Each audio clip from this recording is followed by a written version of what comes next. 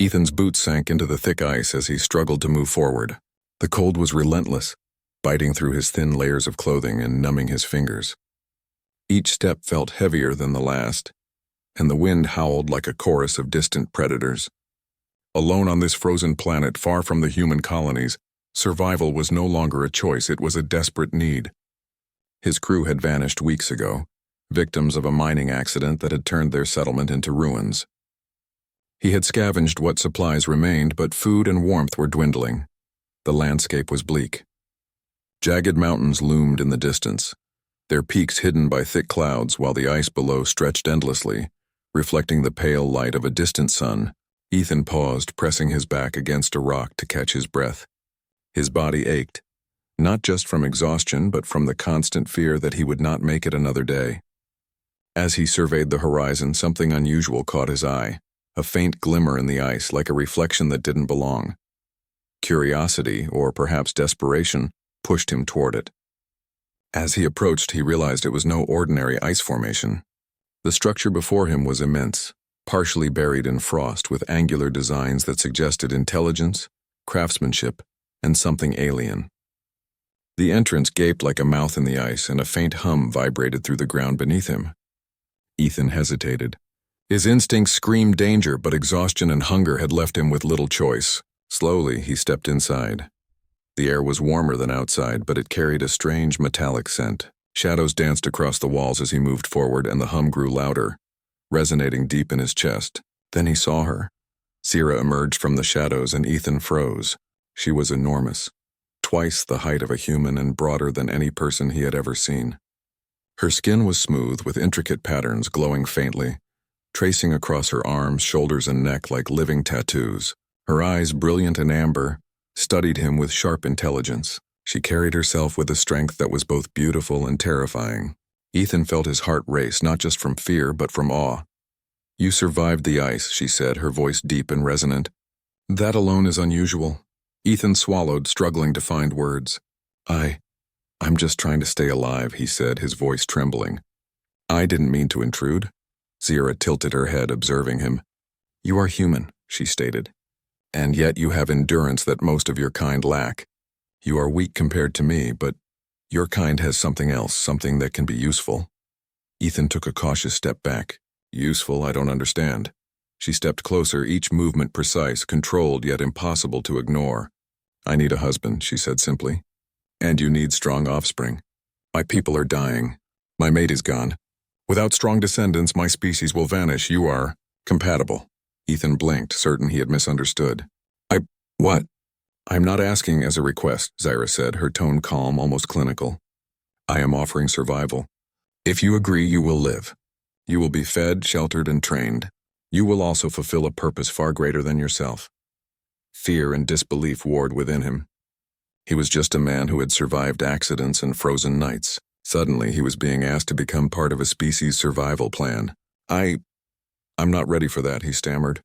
"I barely survive myself." Zira's eyes softened, though the power behind her presence remained. "Strength is not only measured in muscle, human. Courage, intelligence, endurance, these are also forms of strength. You have proven all three by reaching me alive." The cold outside seemed to press against the walls of the alien structure. Ethan's stomach growled, reminding him of how weak he truly was. Hunger had sharpened his mind, and fear had honed his instincts. He realized that Zira's offer might be the only way to survive. But even with that realization, the thought of pledging himself to an alien, giant, powerful, and unknown, filled him with dread. Zira, sensing his hesitation, stepped even closer. Her massive hand extended not to harm, but as an invitation. "Do you refuse death, human? Do you refuse a chance to live fully with purpose and protection, even if it requires courage you do not yet believe you possess?" Ethan's mind raced. He thought of his lost crew, the frozen plains, and the loneliness that had begun to gnaw at his sanity. He thought of the warmth of human contact, of someone trusting him, needing him, and he thought of survival. Not just staying alive, but living. Finally, he nodded slowly. I will go with you." A small smile touched Zira's lips. "Good. Then follow me." The journey to Zira's world was not simple. Ethan was guided into a chamber where he encountered technology unlike anything human science had achieved. Ships moved silently, powered by energies he could barely comprehend. Zyra explained that her people had mastered survival on harsh planets, extending their reach across hostile systems. Ethan marveled at the enormity of what he had entered. He felt small, fragile, but he also felt a spark of hope. As the ship lifted off, Ethan looked down at the icy planet shrinking beneath him. A thought struck him. He had survived against impossible odds before. Perhaps he could survive this too. Yet deep inside, he knew that Zyra's world would test him in ways the ice never had. Strength alone would not save him. He would need wits, courage, and the ability to understand a culture that was not his own. Zyra, sensing his thoughts, spoke softly. You will need more than endurance, human. You will need to adapt, to think beyond what your species has taught you. You must be ready to face challenges that would break ordinary humans, and you must do it willingly. Ethan nodded. I will try. Trying is not enough, Zyra said. You will either succeed or you will fail. And failure is costly on my world. He swallowed, the weight of her words settling in his chest. Despite the fear, he felt a flicker of determination. Survival had brought him this far. Perhaps courage and ingenuity could carry him further. The journey through space was long. Ethan observed Zyra closely, learning from her actions, her speech, her attention to detail. She was commanding, decisive, and every movement radiated power, yet she was not cruel. In her presence, Ethan felt both intimidation and reassurance. He understood that she would protect him, but also expect him to rise to her standards. Finally, after what felt like an eternity in stasis, the ship approached her planet. Ethan stared out the viewport, breath catching at the sight. The world below was enormous, with sprawling cities, vast forests of towering trees and mountains that seemed to scrape the sky. He realized the scale of everything was magnified here. Every building, every creature, every aspect of life dwarfed human experience. It was overwhelming, and yet there was beauty in the precision, the order, the power of it all. Zyra's voice broke his reverie. This is home. You will learn the rules of my people here. You will train, you will endure, and you will prove yourself worthy. Do not underestimate the challenges. Ethan nodded, feeling both awe and apprehension. The alien society would not be gentle, but he knew survival required courage and action. As the ship touched down, Ethan stepped out and felt the ground beneath him, a firm, stable surface that vibrated with the life of the planet. Zyra's people, observing from above, recognized him immediately as an outsider, small and fragile. Ethan realized that first impressions mattered here. Strength alone would not carry him. Respect, intelligence, and cunning would be necessary to survive, and perhaps to thrive. Zyra placed a massive hand on his shoulder. Tonight you rest. Tomorrow your training begins. Remember this, human, you are not alone, but neither will you be coddled. Every choice you make, every action will determine if you survive and if my people survive through you. Ethan nodded again. That night, under alien stars larger and brighter than anything he had ever seen, he felt a strange mixture of fear and hope. The ice and death of his previous life seemed distant, but the challenges ahead were far greater. He was no longer just a man struggling to survive a frozen planet. He was a participant in something monumental, the survival of a species, the merging of humanity with alien power, and the chance to prove that even a fragile human could rise to meet impossibly large expectations. As he closed his eyes, Ethan knew one thing for certain: this was only the beginning. The frozen plains of his past had tested him, but Zyra's world would test him in ways he could not yet imagine. And if he survived, he would not just live, he would matter. The dawn on Zyra's planet painted the massive landscape in shades of gold and crimson. Ethan rose, muscles aching, heart pounding, and stepped forward. With Zyra by his side, he walked toward the unknown, ready to face trials that would define not just his survival, but the future of two species. The morning after the storm, the settlement was quiet. The dusty winds had settled, leaving the streets littered with debris and small rocks. Daniel stepped outside, inspecting the damage, while Ethan sat in his chair near the door, his hands gripping the edges nervously. Lyra knelt beside him, adjusting a small support device that helped him move more easily. Today we will try something new, she said softly. It will help you walk a little more without my help. Ethan's eyes widened with excitement and a hint of fear. Really, you think I can do it? I know you can, Lyra replied, her calm certainty giving him confidence. You only need to believe in yourself and take one step at a time. Together they moved to a small cleared area near the house. Lyra guided Ethan's movements with gentle hands, showing him how to shift his weight and balance. His first attempts were shaky. He fell slightly and laughed, frustrated but determined.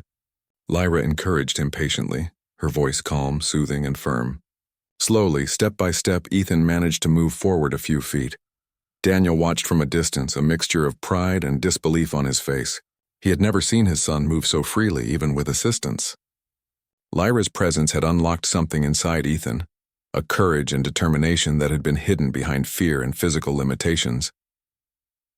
As the days passed, Lyra and Ethan continued their exercises. Their bond grew stronger, filled with laughter, shared discoveries, and quiet understanding. Lyra introduced small alien devices that helped Ethan explore, manipulate, and even play. He built simple machines, tested gadgets, and learned to solve problems with her guidance.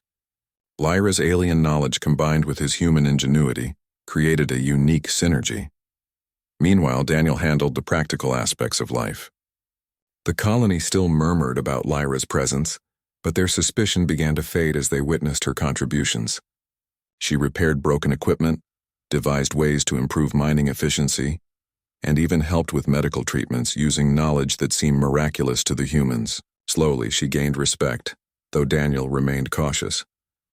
One evening, as the twin moons rose, Lyra and Ethan were sitting on the small porch, examining a device she had built. It was a small hovering sphere that could record and project holographic images. Ethan reached out, touching it carefully, his eyes shining. "This is amazing," he whispered. "It's like magic," Lyra smiled. "It is not magic. It is understanding and applying knowledge. Anyone can do it if they learn and practice," Ethan thought for a moment. "Then maybe I can do more than I thought." "Maybe I can do anything," Lyra nodded. "Yes, you are capable of much more than you know." The moment was interrupted by a distant hum. Daniel looked up and saw a ship descending from the sky, its markings unfamiliar and precise. He felt a chill. He knew instantly that Lyra's people had arrived. The ship landed gently outside the settlement. A door opened, revealing 3 figures in sleek uniforms. Their movements were deliberate, and their expressions were unreadable. They walked toward the house, eyes scanning every detail. Daniel stepped in front of Ethan and Lyra, placing himself as a barrier. "Who are you?" he demanded, his voice firm. "We are here for the specimen," one of them said, pointing at Lyra. "She was delivered incorrectly and must return to her assigned location immediately." Lyra remained calm, standing between Daniel and the visitors. "I am not a specimen. I am a person," she said. Her voice carried authority and quiet strength. "I have chosen to stay here, for reasons that concern me and the humans I protect." The visitors paused, exchanging glances. One stepped forward. "You cannot decide that. Your return is mandatory. You will comply." Ethan, sensing the tension, wheeled himself closer to Lyra. "No," he said firmly. "She is staying. She helps me. She helps my dad. We need her." Daniel placed a hand on Ethan's shoulder. "He is right," Daniel said, looking at the visitors. "She has chosen to help us. You may think this is a mistake, but she belongs here now."